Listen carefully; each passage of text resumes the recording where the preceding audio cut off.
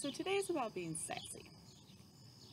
Jazz has a lot of character to it. Whether you're doing classical or lyrical, contemporary,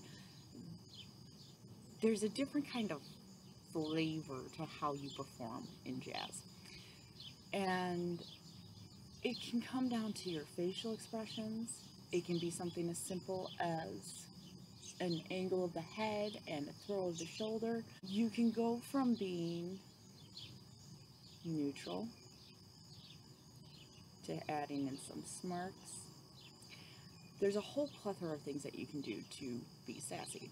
So I'm giving a couple of examples today using just some basic tap steps of how you can throw in different arms. The fact that if you have a jazz hand, that adds a different dynamic than if you have your long or inverted jazz arms.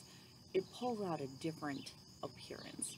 So I only gave a couple of examples today, but I challenge you to spend some time in front of a mirror and work on being sassy.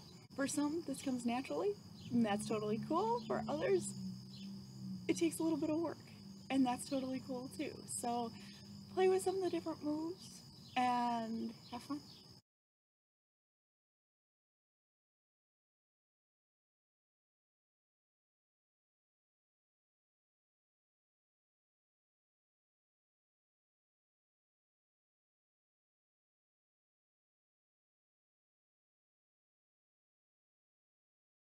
I will see you tomorrow as we talk about some floor work.